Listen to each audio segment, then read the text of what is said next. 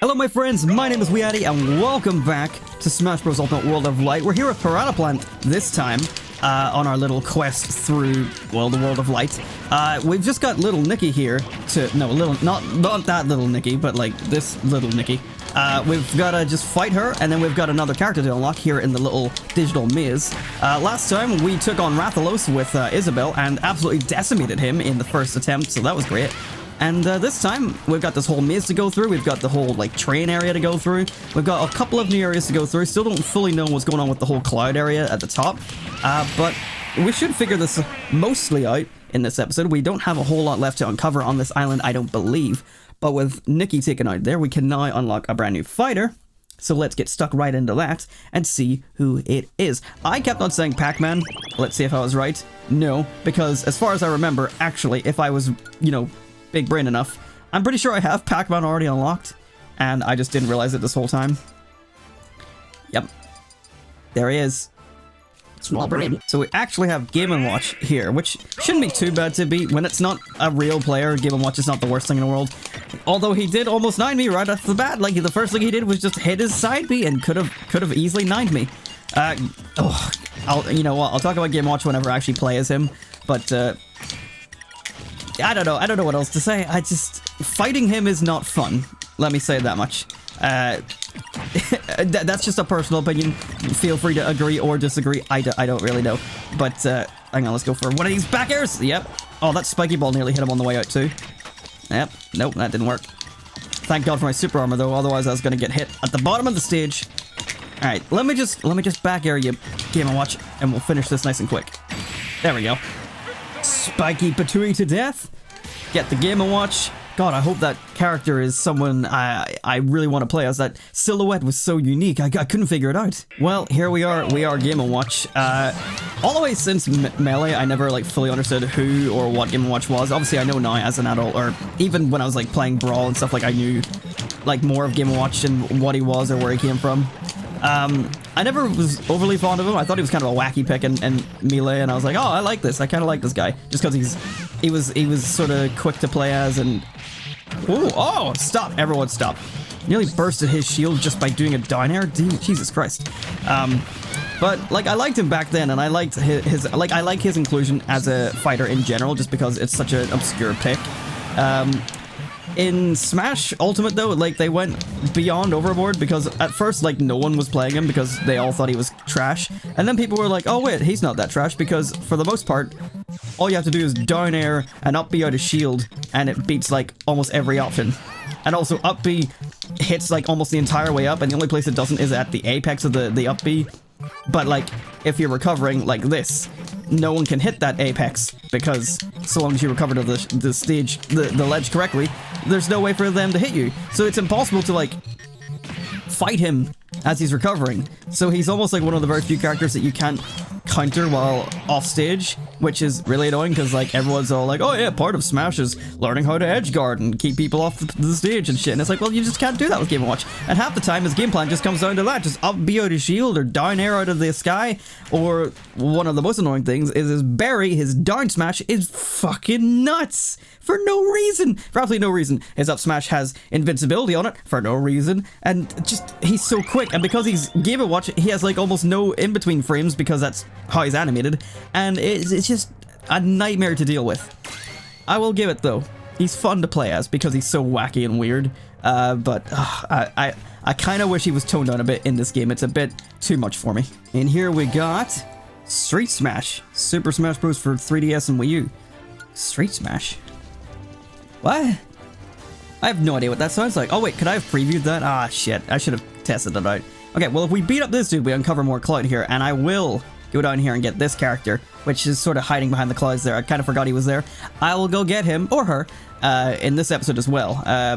Is there anything more in this maze left to do? No, that's it. Okay, well, here we go. I thought I had more to do. Be gone, cloud thoughts. Let me see what you... Ooh, new area to explore. And this leads down... We can't do it yet, probably after we beat this boss. So we got a few little areas here. We can repair a bridge there.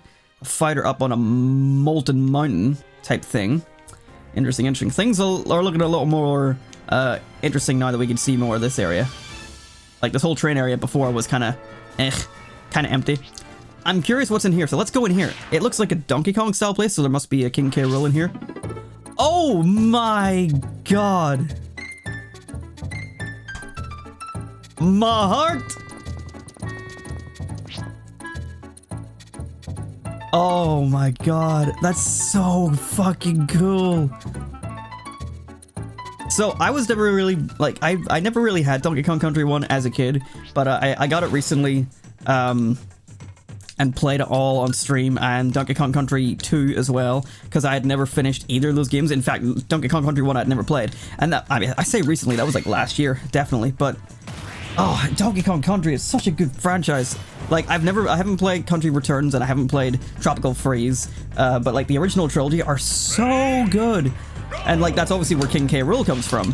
And like, if you want like a good like retro platformer, like definitely play the old Donkey Kong Country games. They're so good. And I think like at the time as well, like they were regarded as like some of like the best games on the Super Nintendo. My personal favorite is Donkey Kong Country 3. A lot of people's is Country 2, and I can definitely see why. But obviously a lot of what you're seeing here is a reference to Country 1. And that's why it just sort of hit me like, oh my god, I didn't know it. Like, I had no idea this was in here. I'm surprised out of all the things that I've been spoiled, I haven't been spoiled that this is an area in the game, which is so cool. Bye, K. Rool. I don't know. I'm just sort of blown away by that. And also, like, it was the exact music. I'm pretty sure that was the exact music of, like, this area in Country 1. So that's why it was like, oh, the music and the locale. And, like, they've even got, like, the little dots leading to each of the stages in Country 1. Like, oh, so clever. So clever. And they've got Cranky Kong and Cranky Kong's house. Also, right, I was going to play Piranha Plant throughout the entire episode, but I think for the sake of this, we gotta switch to DK. And not just any DK, I'm switching to Green DK. I've recently come across a guy, I think I found him by playing Smash online and like going to random arenas. His name is Niallthejerk, and despite his name, he's a lovely gent. I was gonna say lovely chap or a lovely man, and I just went, yeah. He's a lovely chap, and he means duck hunt. That's a bit of a meme, but he plays Green Donkey Kong. He's a lad from Ireland who plays a lot of Smash on stream. He also does other games as well. But I got into his open lobby in Smash randomly and found his stream through it. And he's a really good streamer.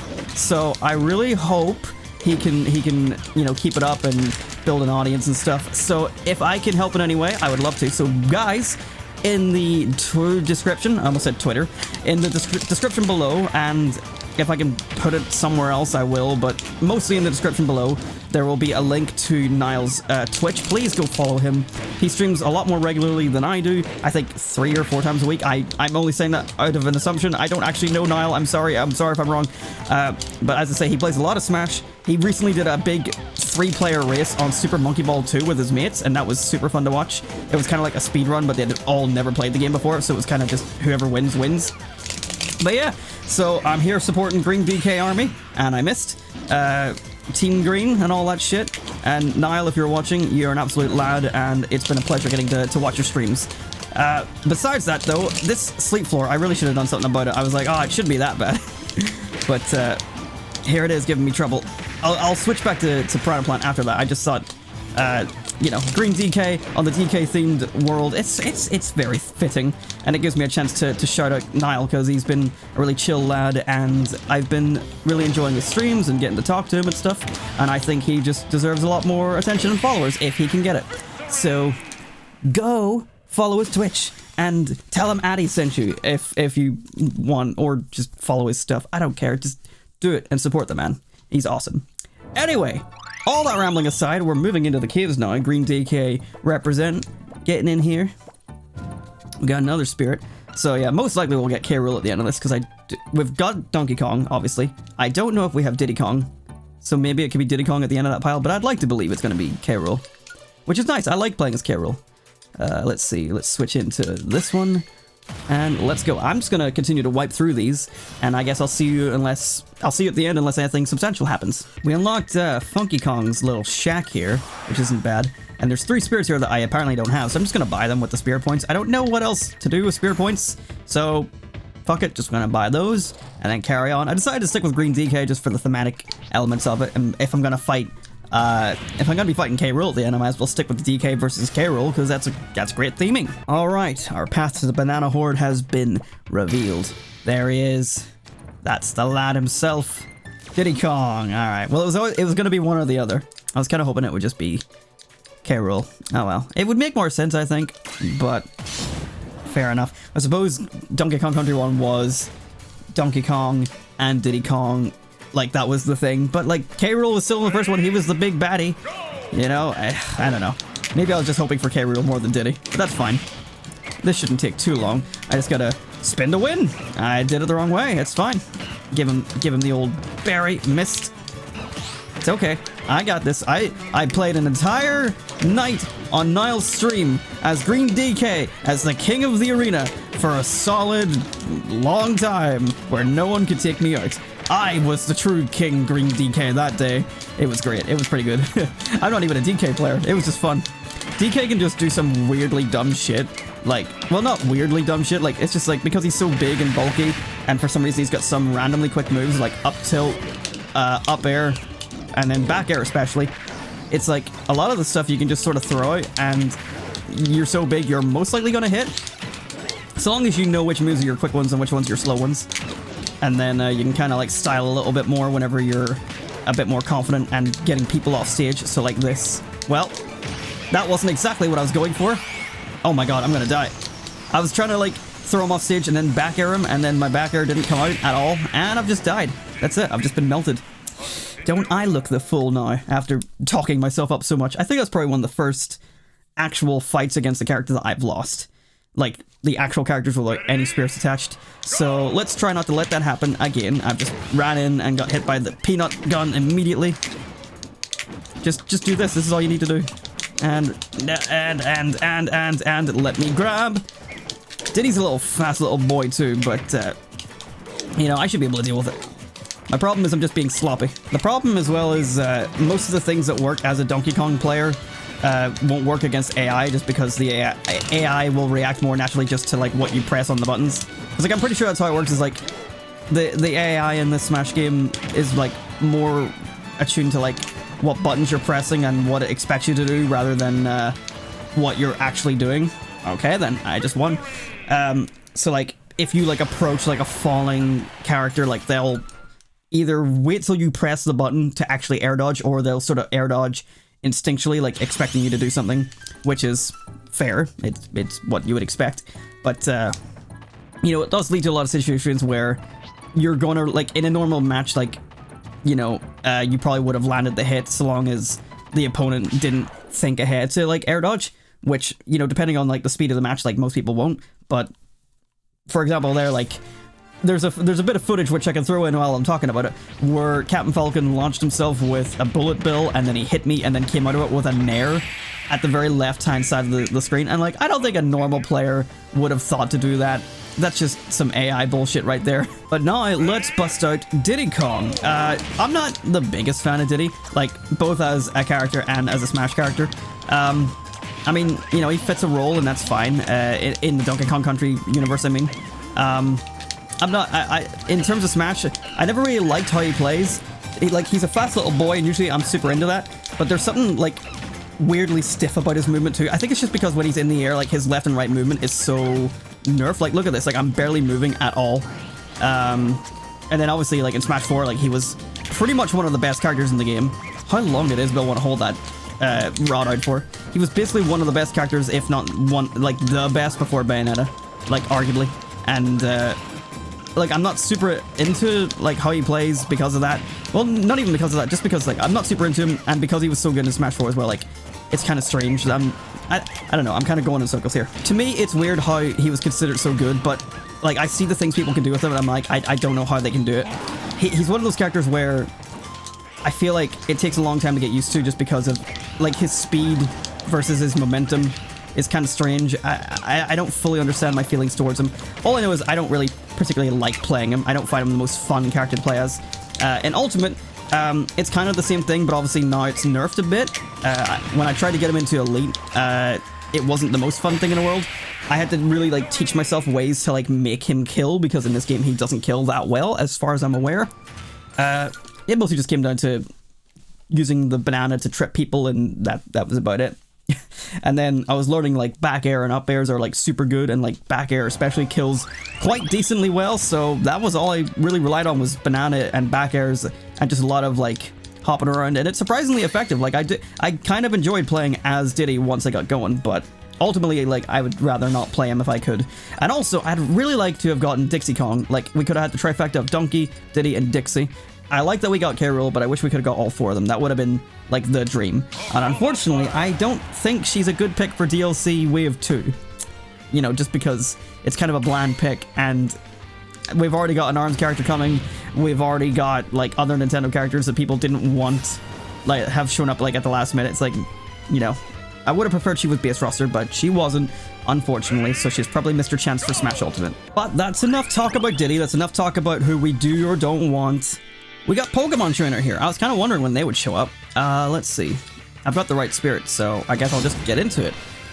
Getting a bunch of characters today. I think we've got, this is our 3rd character, Pokémon Trainer. Okay. Let's do this. I do like that it's still like, it's red from Fire Red Leaf Green. Like, I think that design is a lot more refined than red from like red and blue, and I know people will probably chastise me for saying that, but I think red from Fire Red and Leaf Green looks more like an actual like unique protagonist, since, you know, red from red and blue kind of got turned into Ash. I do like that the old design for red is still using things like Pokemon Masters and stuff, but, you know, ultimately Fire Red and Leaf Green I feel like is what red is now. People will probably disagree with that, but I mean, even the Pokemon Origins? Yes. That was strangely difficult to say. Besides the one time when I intentionally made a joke and said oranges, you know, most of that was legit. That was a legit just me struggling to say the word origins. There we go. Despite the fact that in that anime series that people loved, it was red from Fire Red and Leaf Green's design, I don't know, I feel like people like aren't super into it. The only thing I don't like about Red in this is his voice. I wish it was the same voice actor that was in Brawl. The one in Brawl sounded a lot, it sounded kind of like Ash, honestly. Which I don't know whether people like that or not, but I liked it. It's nice that the Pokemon are all back. Like, I'm glad that Pokemon Trainer as a whole returned, because I liked the idea of playing as Squirtle myself personally. That was my preference. Kind of annoyed that in Smash 4 they switched out for just Charizard. I know they had to, but I mean, like, out of the 3, I'm kind of like, oh, of course it's fucking Charizard. Don't you dare. I thought he was going to die near me there. Why am I having such trouble against these guys today? How dare you nearly spike me? Alright. If my back air had landed, he was a dead sword. God damn it. There we go. That took him out there just about. It's also nice that they give Pokemon Trainer the Leaf Green ult, the Leaf ult, whatever you want to call her, just because, like, it's nice to have, like, the male and the female protagonist represented. Very cool. And also, she's got a much less annoying voice to listen to. The only thing I don't like is that you can't be, like, you know, Alt 1 of Pokemon Trainer female, but like, without changing the skin of the Pokemon. That's the only thing I wish was different, but that's because I'm a basic bitch who likes just having, like, neutral skins and everything. Meanwhile, I'm running around with a blue and yellow piranha plant, but that's just because I like blue and yellow, so sue me, I don't care. But now it's our turn to bust out Pokemon Trainer. So, personally, my favorite of the bunch is definitely Squirtle. I think in Brawl, people find it kind of surprising, like, that I like Squirtle. I think back then everyone sort of generally considered Squirtle to be the worst of the 3, and I think, you know, in a way, like, I kind of knew it, but, oh my god. For me personally, I was honestly the best at playing Squirtle than the other 2. I'm not entirely sure why. I think it's like, oh, come on, I got completely robbed right there. But if I had to guess, it's down to, like, Squirtle's speed and stuff. Like, I quite enjoyed the way he moved and flowed, and for me, like, he just really worked. In this game, once again, I much prefer Squirtle than the other 2. I don't play as Pokemon Trainer. I sort of started off the game as Pokemon Trainer being in my top 10, but obviously as DLC has come out, I've, like, moved some people out of that top 10. I would still say that Pokemon Trainer being my... How did that miss, Jigs? Oh. I'm about to kill Jigglypuff either way. Well, yeah, so for me, like, Pokemon Trainer would still be my top 15, like, go-to characters for this game. I don't overly like playing them just because I feel like, you know, there's too many people that play them, but also mainly for a personal thing. Like, I don't really care how many people play a certain character. Excuse me. But for me, it came down to, like, I much prefer just playing, like, one character than 3 at a time. Even though Pokémon Trainer has some insanely good stuff, I fought one in an online tournament recently called Red, or Joe, I think his name was, but like his online handle was Red, and for obvious reasons, of course. And he was one of the most amazing Pokemon trainers I've ever fought. His Squirtle was insane, so well optimized. Like he had like these throw combos that would lead me to like 0 to almost death, if not 0 to death, and it was mental. I didn't know how to fight it at all. Going back to the actual character himself, though, because I never finished talking about him, Ivysaur. Ivysaur, I also really hated playing as Ivysaur in Brawl. In this, I quite like him. Obviously, Ivysaur was a little bit busted at the start of the game. He's still kind of busted now, but thankfully he's gotten nerfed to, like, be a bit more toned down. And then Charizard, like, I never really liked playing as Charizard in Smash 4. I didn't like him in Brawl, and I certainly don't like him that much in this game. I find him bearable, but, like, out of my 3, like, Charizard I play the worst with, Ivysaur second, and Squirtle first, I think, in my personal opinion. What is this for? Switchy switch? Like, obviously it's to turn the turntable, but why do I need that? I suppose... No, I don't know why I need that, because there's trains at the other end, so like, what, am I gonna cause a collision or something? I don't know. You know what, let's go this way, because there's a character this way, and we might be able to get another character by the end of this episode. So I call upon the llamas, which still aren't in New Horizons, and we will pack a Durham. We will make our way up this fiery mountain. I realized that I didn't actually play as every character technically because I didn't play as Ivysaur or Charizard at all when I got Pokemon Trainer. So I'm back with Pokemon Trainer for this small little spirit battle. Oh, don't kill myself. Yeah, so my bad for that. At least I can talk about them a bit more. Like Ivysaur, I definitely didn't like him in Brawl at all. If anything, like, I don't know, I can't remember. I might have already said whether or not I think Charizard was my favorite or not in Brawl, but honestly, it might have been Ivysaur just because Ivysaur was so slow in Brawl as far as I can remember, and his recovery was so bad. In this game for a long time, I didn't really understand his recovery either, but I've come to grips with it. I kind of understand it now, and since that, mixed with like how busted like his up air, down air, and up smash are, like, I really enjoy Ivysaur now in this game. Just like this, that almost killed all 3 of them. And I'll switch it to Charizard real quick just to say, Charizard's okay. I find it ridiculous how far his back air reaches and like some of his attacks reach. I was going to use the neutral B there and get the triple finish, but didn't get to show that off. Oh my god. Should I be showing off all the final smashes? No, it doesn't matter. That's not this kind of playthrough. But yeah, Pokemon Trainer's alright, and I got to play as all 3 technically. Haha, there you go. We just unlocked Ricky's location, which is a strategist, which I don't entirely know what that means. What is this? I don't want to click on that. I think it'll just take me down the mountain, but... Oh, there's a chest here. We got... lots of spirit points. Lovely, lovely. Let me just take a quick look at the map. Yeah, it looks like if this is the same sort of like distance on the right hand side that the left side has, it looks like we've uncovered almost every part of this map other than the top right hand corner, which we're kind of getting to. I know that most of this episode has just been rambling and talking mid-match. That is unfortunately just the way some of these episodes are going to be, just because not every episode is going to have bosses and everything.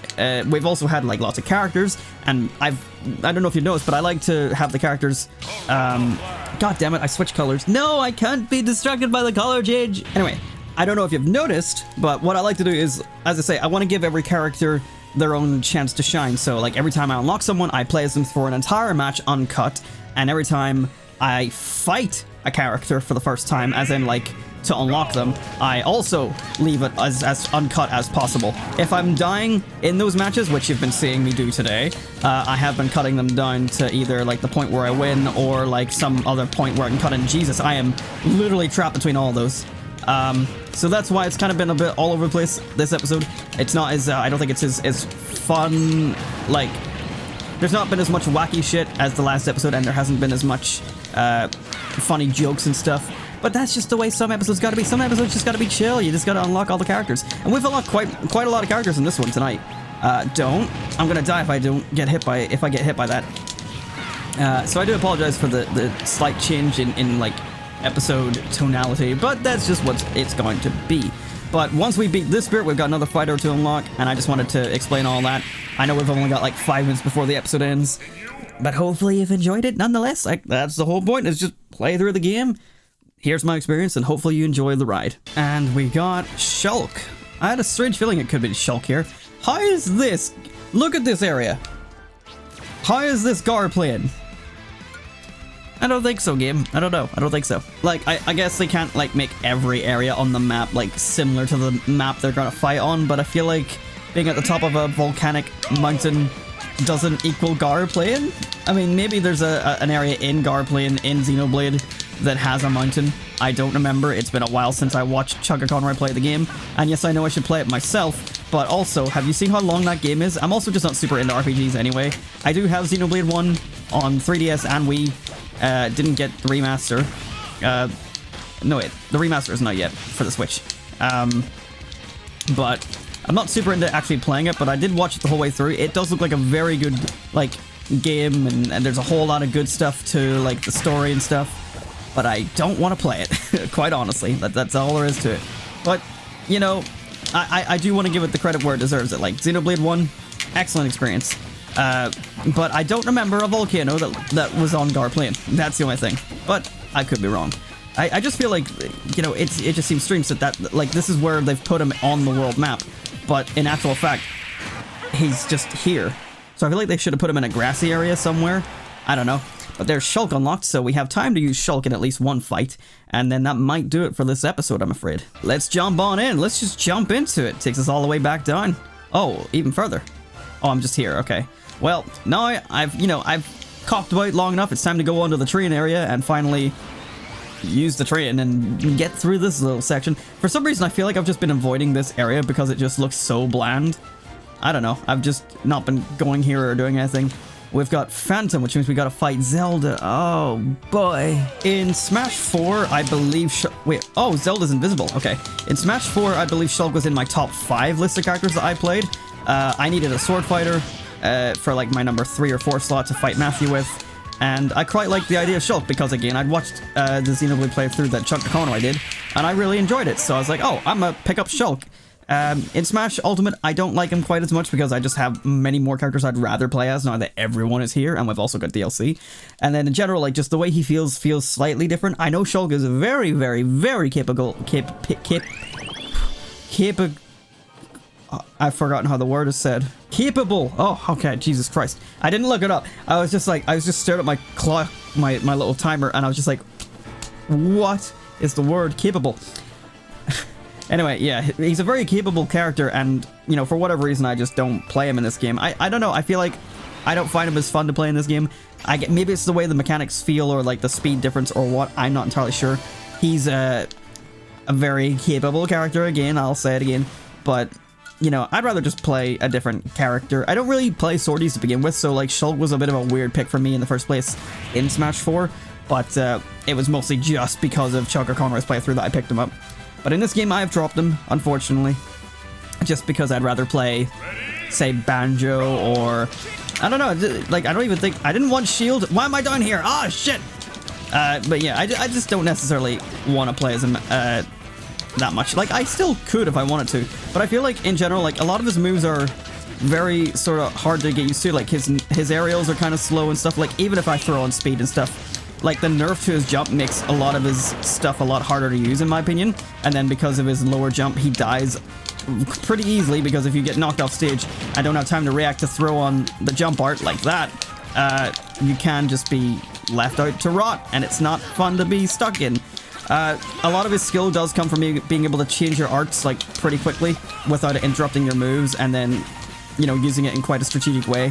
Like, one thing I did for a while was I used speed, and then I would run up and change the smash real quick and then drop, like, a smash attack or something. It was such a, like, a situational thing where, like, someone had to just not know it was coming. But for the most part, people can just see Shulk coming from a mile away when I use him. I'm not very good as him, and that's fair and understandable. Oh, shit. But, yeah. I mean, obviously, he's got a lot of, like, cons and pros. The pros, of course, being, like, he can change his arts to give him different buffs. And the cons being that some of those buffs comes with very high debuffs, like Smash makes you kill earlier because of the knockback, but also means you get killed earlier. So he's such a give and take kind of character, and I do like that about him, and I wish I could play him more in this game. But I personally don't find him that enjoyable anymore, and also just can't play him that well. But anyway, I'm gonna end this episode here. This has been a bit of a all over the place kind of episode, and I apologize for that. Next time we will finally go through this deserty wasteland kind of area. We'll uncover pretty much the last section of the map, this top right corner. I imagine we will. Actually, I've just noticed by looking at the map there, it looks like we need to like go to Galeem to get here to the cloud area. Maybe. Interesting. Just because I noticed that there at well, green screen it right here. This part right here is connected very clearly. So it looks like it kind of intentionally wants me to go up to Galeem and then down into the cloud area. So I don't know. Maybe that's something we'll end up figuring out next time. But for this episode, we are done. Thank you so much for watching, my friends, and I'll see you again next time. Goodbye.